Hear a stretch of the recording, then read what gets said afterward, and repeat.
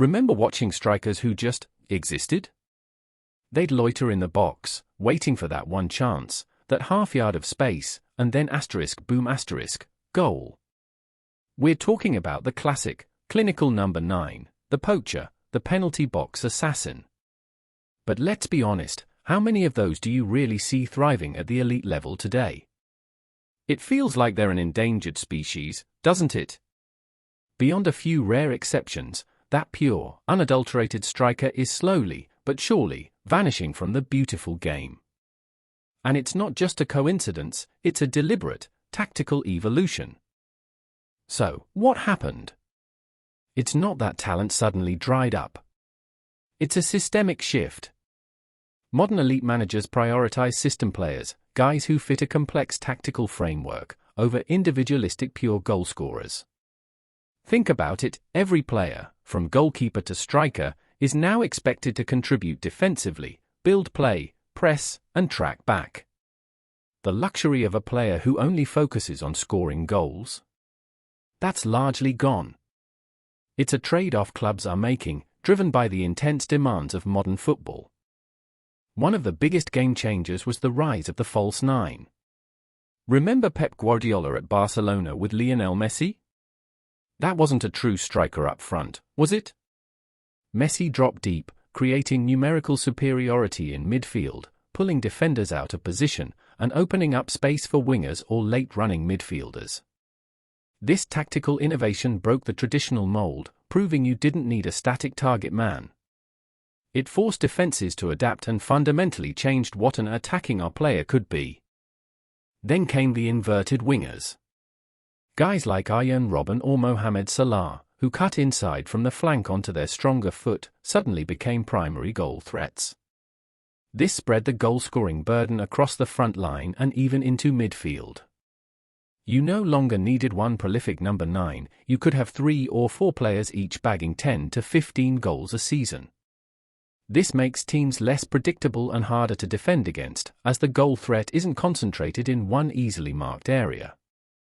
It's a brilliant strategy, but a nail in the coffin for the pure poacher. High-pressing systems demand relentless effort from every player, and that includes the striker. They're no longer just finishers, they're the first line of defense. Their job is to harass opposition defenders, force turnovers high up the pitch, and dictate where the opponents play the ball. A static forward, waiting for service, just doesn't fit this model. It's too much of a liability in the defensive phase, and modern football is all about controlling games, both with and without the ball. Let's look at the numbers, because they paint a stark picture. In the 2000s, the average Golden Boot winner in Europe's top 5 leagues scored around 25 to 30 goals, almost exclusively from a central striking role.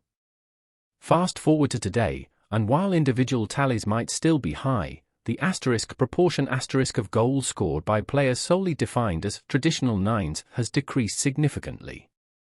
Many top scorers now operate from wider positions or as advanced midfielders, which is wild, by the way, if you think about it. Positional play, or the juego de posición, emphasizes maintaining specific shapes and distances on the pitch to control space and facilitate quick passing. A static striker can disrupt this fluidity. They might get goals, sure, but they don't offer the constant movement, link-up play, and defensive contribution that tactical systems like these demand. Managers are choosing players who can fulfill multiple roles within this intricate dance, even if it means sacrificing a few pure poaching instincts. It's about the collective, not just the individual. So, what does a modern elite striker look like? They're often physically imposing, yes, but also incredibly agile and technically gifted. They can link up play, drift wide, drop deep, and still be clinical in front of goal. Think Karim Benzema or Robert Lewandowski, brilliant goalscorers, but also exceptional at holding up the ball, bringing others into play, and initiating presses. Versatility is the key word. A player with a narrow skill set, however lethal, often doesn't make the cut in a truly elite setup. Let's break down the core differences. A classic number 9 thrives on instinct, positioning, and finishing. They are the ultimate opportunists. A modern striker, however, needs to be a cerebral player, understanding the system, making intelligent runs not just to score, but to create space for others. It's a huge shift from being the endpoint of an attack to being a crucial, active participant in every phase of play. It's less about raw goal count and more about overall contribution to team success, which is a big paradigm shift. Beyond tactics, there's a huge financial component. Investing in a pure number 9, who might only contribute goals, is a risky and expensive proposition. Top clubs are looking for value for money, and a player who can cover multiple roles, contribute defensively, and still chip in with goals offers a much better return on investment. The astronomical fees for any top-tier forward mean clubs need maximum utility from their acquisitions. It's just smart business, really, in an increasingly competitive market. Let's put some numbers to that. Analyzing transfer fees from the last decade reveals a distinct trend. The most expensive forwards are increasingly those with high versatility ratings. While a top-tier traditional number 9 might still command a huge fee, the market for system forwards, players who excel at pressing, link-up, and wide play, has seen a sharper increase in both volume and average price. Clubs are essentially paying a premium for adaptability over pure scoring prowess, because it fits their tactical models better. This shift starts in the academies, by the way. Youth development programs are no longer solely focused on producing one type of player. Young strikers are taught to press from a young age, to link up with midfielders, to understand tactical systems, and to play in various attacking positions. The days of simply identifying a tall kid and telling him to stay in the box are long gone. Academies are churning out multifunctional athletes, not just specialist goalscorers. It's preparing them for the modern game. Defenses have also evolved to combat the pure number 9. Modern centre-backs are faster, more agile, and better at reading the game. They're comfortable defending in high lines, squeezing space, and dealing with intricate movement. A static striker with limited off-the-ball contribution becomes easy to mark and isolate. Why would a manager want a player who can be neutralized so easily? It's a chess game, and the traditional number 9 is increasingly checkmated by modern defensive strategies. Now, of course, there are exceptions. Erling Haaland, for instance, is often seen as a throwback, a pure number 9 who lives for goals. And he is, to a degree. His incredible goal-scoring record seems to defy everything we've just discussed. But he's an anomaly, a phenomenon whose physical attributes and relentless finishing are because there are so few others like him that can replicate his impact. Even Haaland isn't a purely static number 9. His off-the-ball movement is intelligent, his pressing, while not a core strength, is sufficient in City's system, and his sheer pace and power allow him to exploit spaces that other players simply can't reach. More importantly, he plays for a Manchester City team that creates so many chances, they can afford a specialist goalscorer.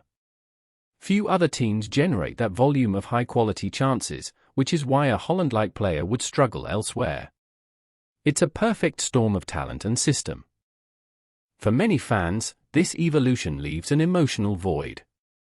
There was something undeniably thrilling about a classic number 9, that feeling of anticipation whenever the ball went into the box, knowing he would be there. Think about legends like Van Nistelrooy, Inzaghi, or even a young Ronaldo. Their entire existence revolved around that split-second decision in front of goal. Losing that archetypal figure feels like losing a piece of football soul, a specific kind of magic that defined an era.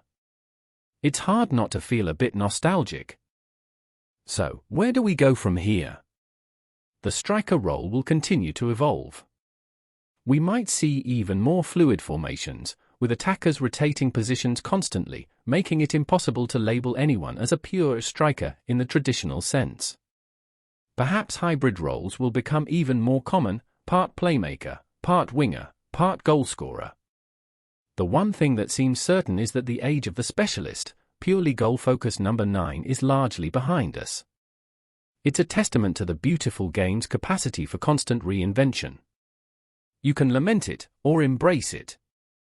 Ultimately, the vanishing of the traditional number 9 isn't a sign of football's decline, but its continuous adaptation and refinement.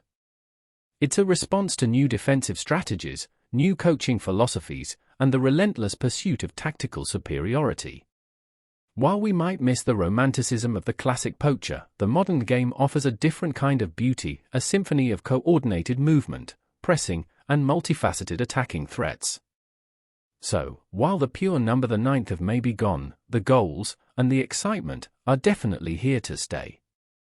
What are your thoughts? Let us know in the comments below.